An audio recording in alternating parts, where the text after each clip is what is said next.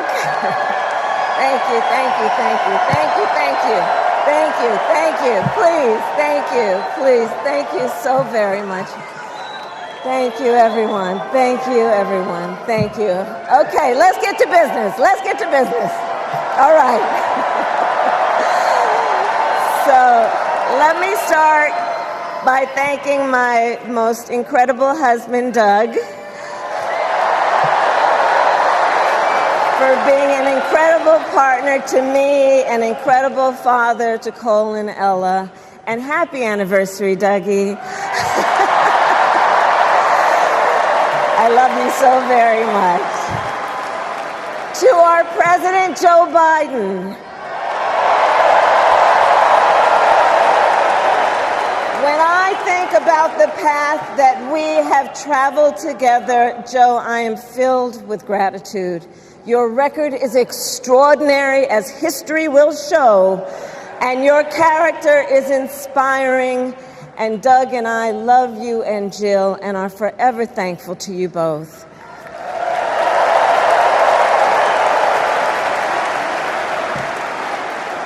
And to Coach Tim Walz,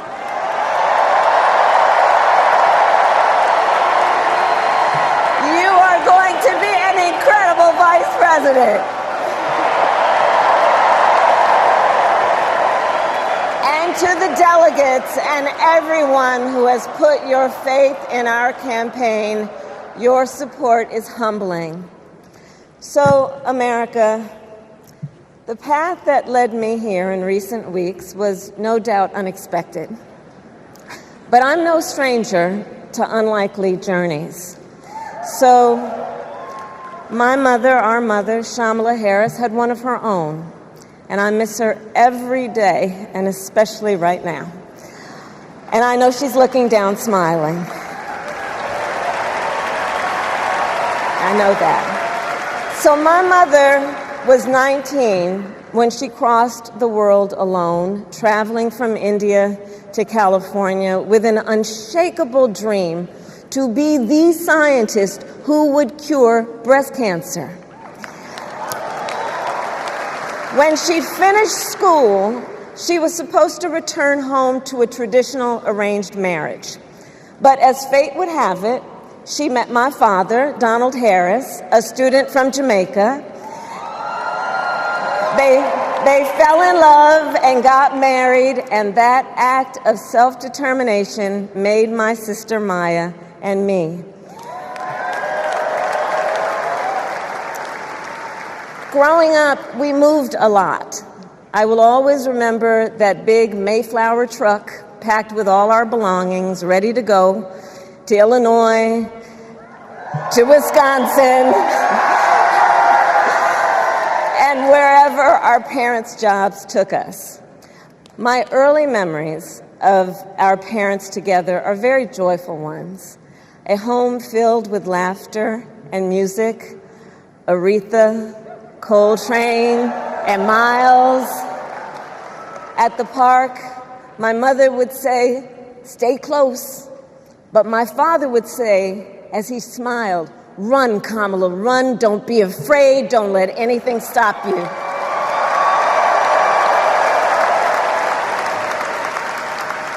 From my earliest years, he taught me to be fearless.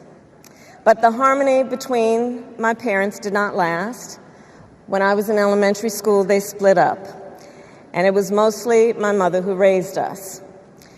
Before she could finally afford to buy a home, she rented a small apartment in the East Bay. In the Bay, you either live in the hills or the flatlands.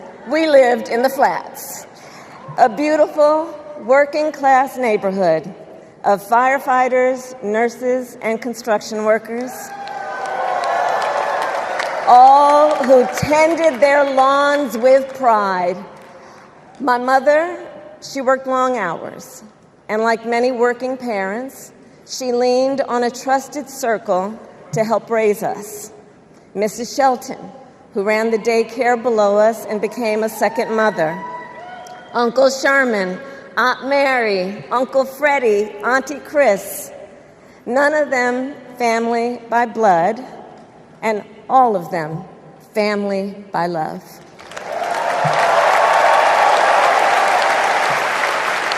Family who taught us how to make gumbo, how to play chess, and sometimes even let us win. Family who loved us, believed in us, and told us we could be anything and do anything.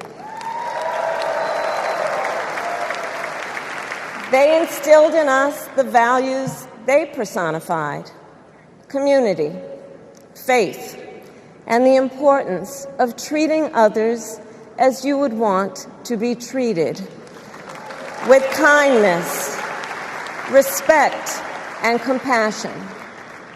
My mother was a brilliant, 5-foot-tall, brown woman with an accent. And as the eldest child, I saw how the world would sometimes treat her. But my mother never lost her cool. She was tough, courageous, a trailblazer in the fight for women's health, and she taught Maya and me a lesson that Michelle mentioned the other night. She taught us to never complain about injustice, but do something about it. Do something about it. That was my mother. And she taught us, and she also taught us, and never do anything half-assed. And that is a direct quote. A direct quote. I grew up immersed in the ideals of the civil rights movement. My parents had met at a civil rights gathering, and they made sure that we learned about civil rights leaders, including the lawyers like Thurgood Marshall and Constance Baker Motley, those who battled in the courtroom to make real the promise of America. So at a young age, I decided I wanted to do that work. I wanted to be a lawyer. And when it came time to choose the type of law I would pursue, I reflected on a pivotal moment in my life. You see, when I was in high school, I started to notice something about my best friend, Wanda. She was sad at school, and there were times she didn't want to go home. So one day I asked if everything was all right, and she confided in me that she was being sexually abused by her stepfather. And I immediately told her she had to come stay with us, and she did. This is one of the reasons I became a prosecutor, to protect people like Wanda, because I believe everyone has a right to safety, to dignity, and to justice.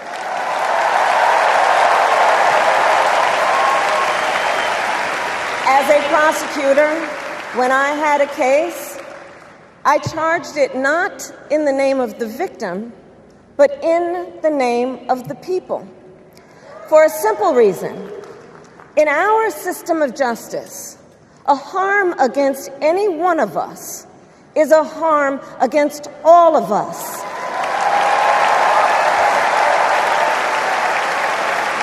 And I would often explain this to console survivors of crime, to remind them no one should be made to fight alone. We are all in this together. And every day in the courtroom, I stood proudly before a judge and I said 5 words: Kamala Harris for the people.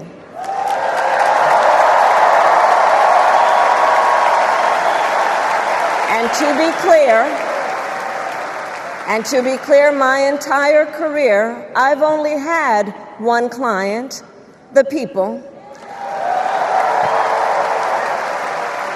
And so, on behalf of the people, on behalf of every American, regardless of party, race, gender, or the language your grandmother speaks, on behalf of my mother and everyone who has ever set out on their own unlikely journey, on behalf of Americans like the people I grew up with, people who work hard, chase their dreams, and look out for one another, on behalf of everyone whose story could only be written in the greatest nation on earth, I accept your nomination to be President of the United States of America.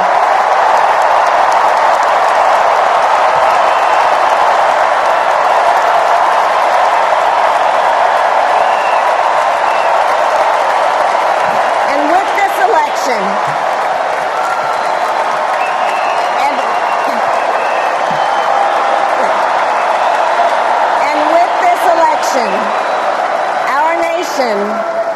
our nation with this election has a precious, fleeting opportunity to move past the bitterness, cynicism, and divisive battles of the past, a chance to chart a new way forward. Not as members of any one party or faction, but as Americans.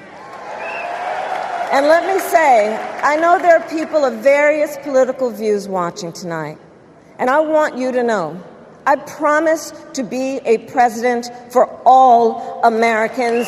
You can always trust me to put country above party and self, to hold sacred America's fundamental principles, from the rule of law to free and fair elections to the peaceful transfer of power.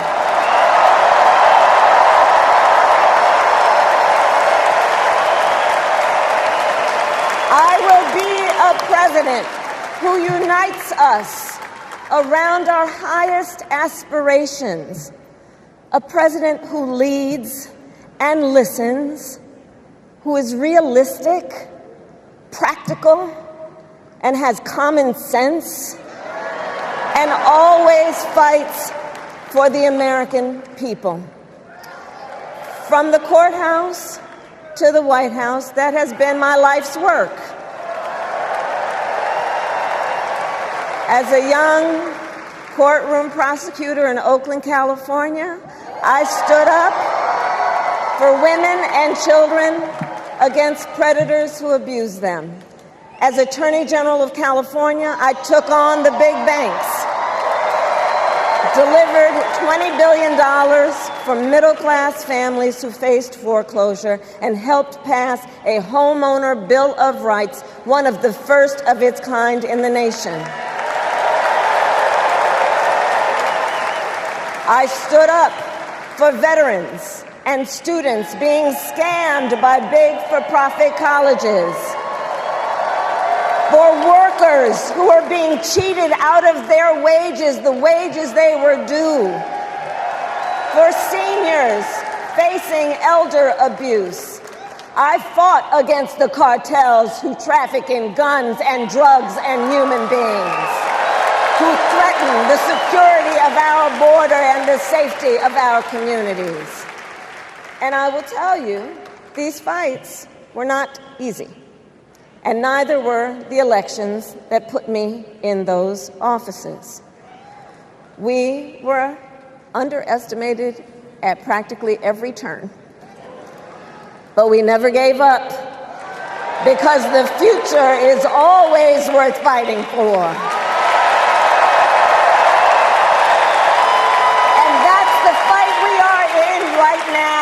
A fight for America's future.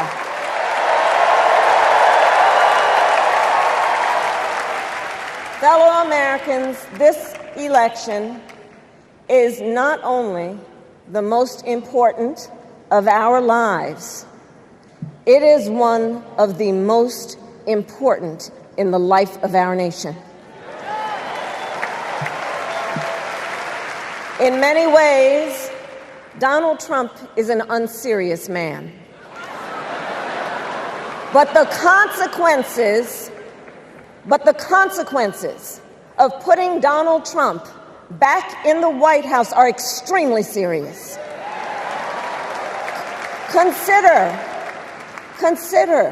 not only the chaos and calamity when he was in office, but also the gravity of what has happened since he lost the last election.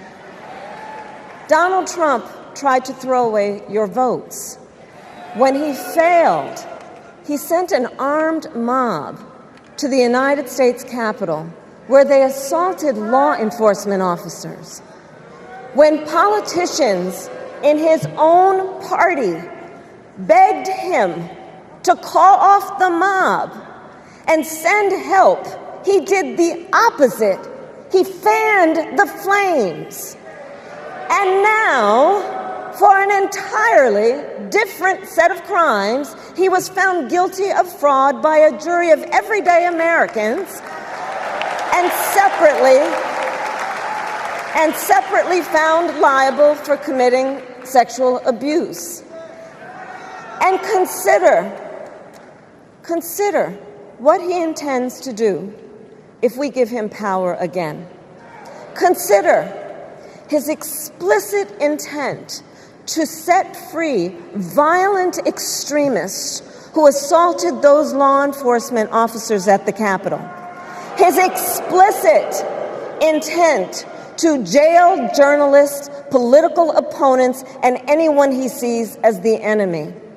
His explicit intent to deploy our active duty military against our own citizens. Consider the power he will have, especially after the United States Supreme Court just ruled that he would be immune from criminal prosecution. Just imagine Donald Trump with no guardrails, and how he would use the immense powers of the presidency of the United States, not to improve your life, not to strengthen our national security, but to serve the only client he has ever had, himself.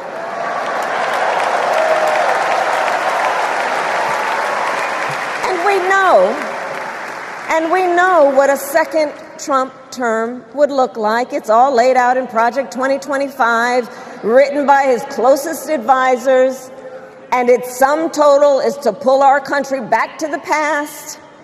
But America, we are not going back. We are not going back. We are not going back. We are not going back to when Donald Trump tried to cut Social Security and Medicare. We are not going back to when he tried to get rid of the Affordable Care Act, when insurance companies could deny people with pre-existing conditions. We are not going to let him eliminate the Department of Education that funds our public schools. We are not going to let him end programs like Head Start that provide preschool and childcare for our children. America, we are not going back.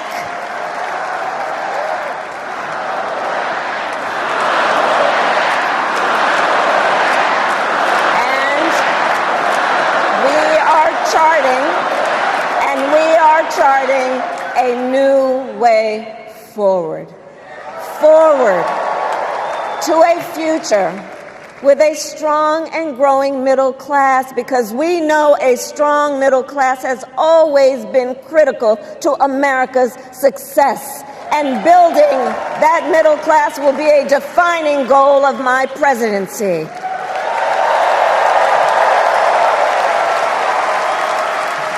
And I'll tell you, this is personal for me. The middle class is where I come from.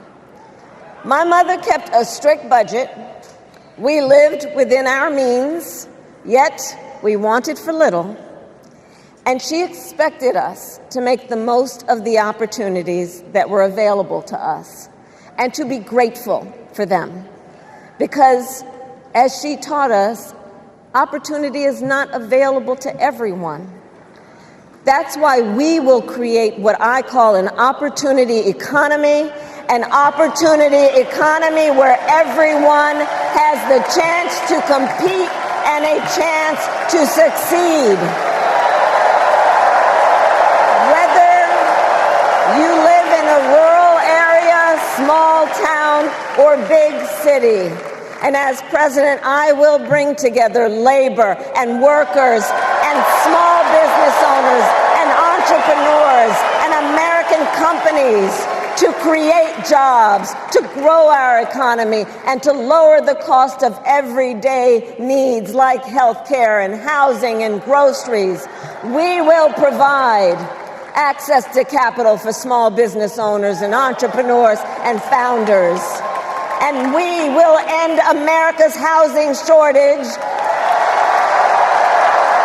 and protect Social Security and Medicare. Now compare that to Donald Trump, because I think everyone here knows he doesn't actually fight for the middle class. He doesn't actually fight for the middle class. Instead, he fights for himself and his billionaire friends.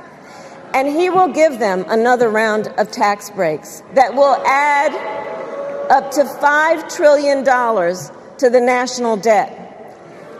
And all the while, he intends to enact what in effect is a national sales tax, call it a Trump tax, that would raise prices on middle-class families by almost $4,000 a year. Well, instead of a Trump tax hike, we will pass a middle-class tax cut that will benefit more than 100 million Americans.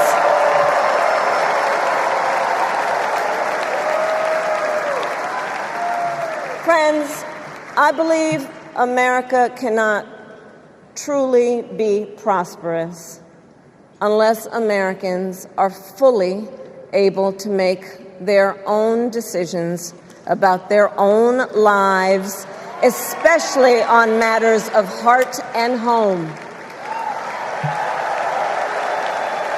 But tonight, in America, too many women are not able to make those decisions. And let's be clear about how we got here. Donald Trump handpicked members of the United States Supreme Court to take away reproductive freedom. And now he brags about it. In his words, quote, "I did it and I'm proud to have done it," end quote. Well, I'll tell you, over the past 2 years, I've traveled across our country, and women have told me their stories. Husbands and fathers have shared theirs.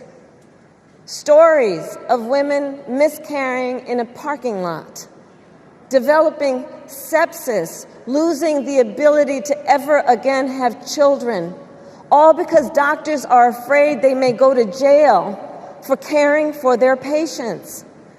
Couples just trying to grow their family, cut off in the middle of IVF treatments. Children who have survived sexual assault, potentially being forced to carry a pregnancy to term. This is what's happening in our country because of Donald Trump. And understand, he is not done. As a part of his agenda, he and his allies would limit access to birth control, ban medication abortion, and enact a nationwide abortion ban with or without Congress. And get this, he plans to create a national anti-abortion coordinator and force states to report on women's miscarriages and abortions. Simply put, they are out of their minds.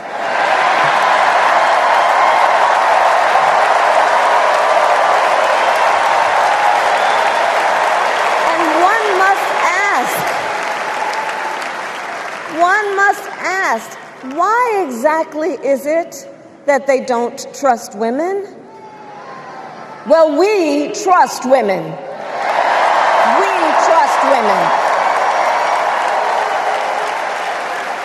And when Congress passes a bill to restore reproductive freedom, as President of the United States, I will proudly sign it into law.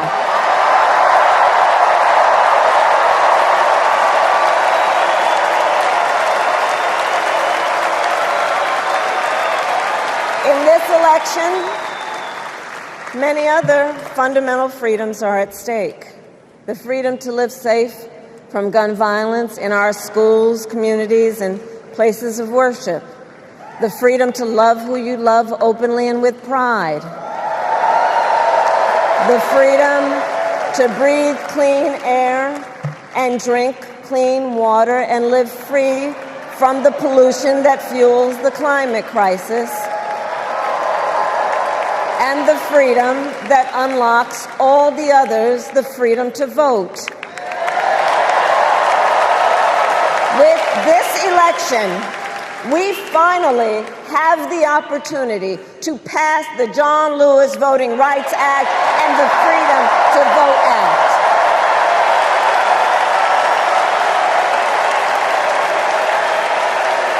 And let me be clear. After decades in law enforcement, I know the importance of safety and security, especially at our border. Last year, Joe and I brought together Democrats and conservative Republicans to write the strongest border bill in decades. The Border Patrol endorsed it. But Donald Trump believes a border deal would hurt his campaign. So he ordered his allies in Congress to kill the deal.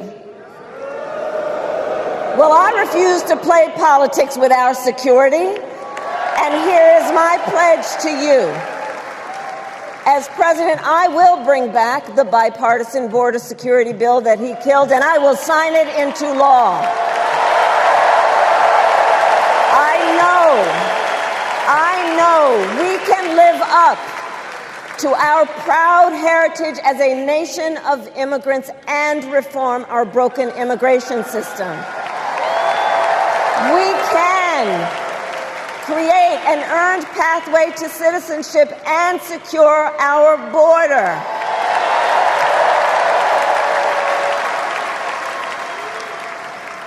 And America, we must also be steadfast in advancing our security and values abroad. As Vice President, I have confronted threats to our security, negotiated with foreign leaders, strengthened our alliances, and engaged with our brave troops overseas. As Commander-in-Chief, I will ensure America always has the strongest, most lethal fighting force in the world, and I will fulfill our sacred obligation to care for our troops and their families, and I will always honor and never disparage their service and their sacrifice.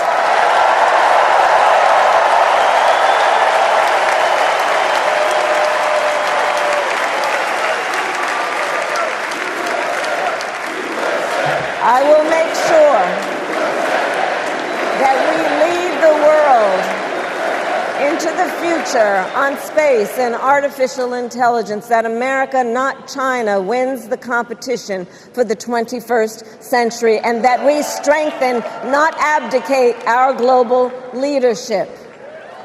Trump, on the other hand, threatened to abandon NATO. He encouraged Putin to invade our allies, said Russia could, quote, do whatever the hell they want. 5 days before Russia attacked Ukraine, I met with President Zelensky to warn him about Russia's plan to invade. I helped mobilize a global response, over 50 countries, to defend against Putin's aggression. And as President, I will stand strong with Ukraine and our NATO allies.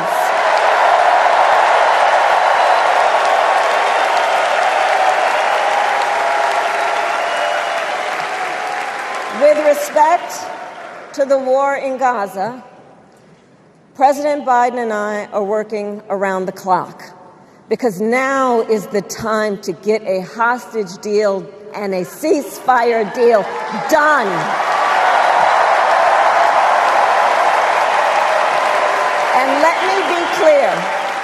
And let me be clear, I will always stand up for Israel's right to defend itself, and I will always ensure Israel has the ability to defend itself, because the people of Israel must never again face the horror that a terrorist organization called Hamas caused on October 7, including unspeakable sexual violence and the massacre of young people at a music festival. At the same time, what has happened in Gaza over the past 10 months is devastating. So many innocent lives lost. Desperate, hungry people fleeing for safety over and over again. The scale of suffering is heartbreaking. President Biden and I are working to end this war such that Israel is secure, the hostages are released, the suffering in Gaza ends, and the Palestinian people can realize their right to dignity, security, freedom, and self-determination.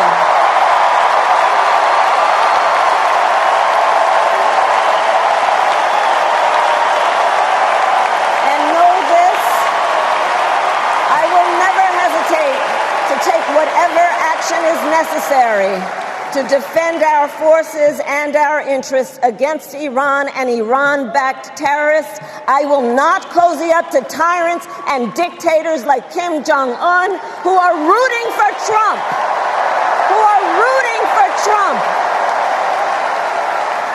Because, they know he is easy to manipulate with flattery and favors. They know Trump won't hold autocrats accountable because he wants to be an autocrat himself. And as president, I will never waver in defense of America's security and ideals, because in the enduring struggle between democracy and tyranny, I know where I stand and I know where the United States belongs.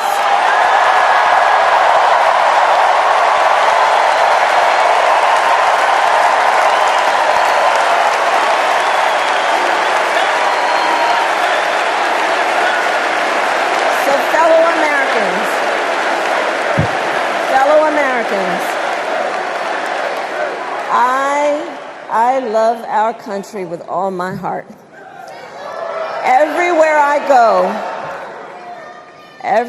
go, in everyone I meet, I see a nation that is ready to move forward, ready for the next step in the incredible journey that is America.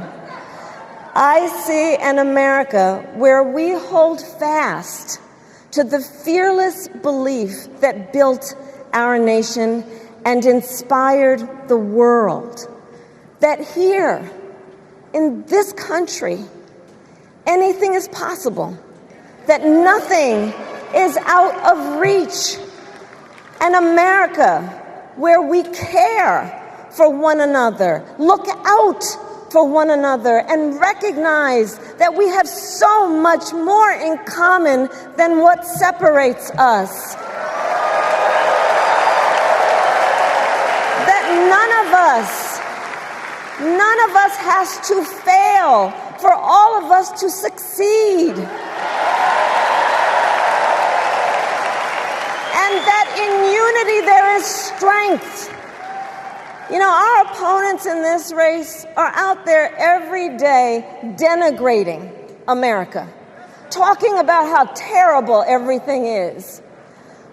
Well, my mother had another lesson she used to teach. Never let anyone tell you who you are. You show them who you are. America,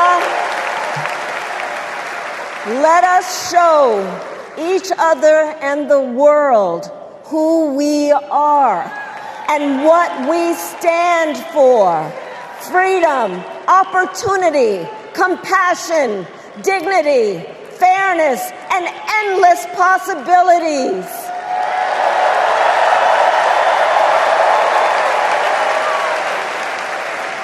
We are the heirs to the greatest democracy in the history of the world. And on behalf of our children and our grandchildren and all those who sacrificed so dearly for our freedom and liberty, we must be worthy of this moment.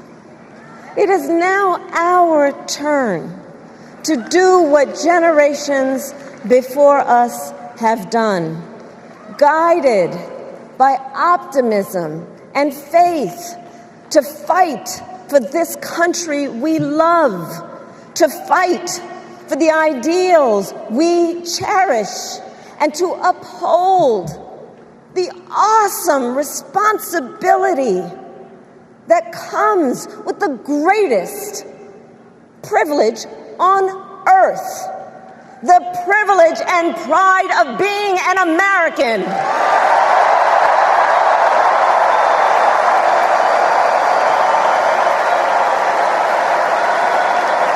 So let's get out there, let's fight for it, let's get out there, let's vote for it, and together let us write the next great chapter in the most extraordinary story ever told.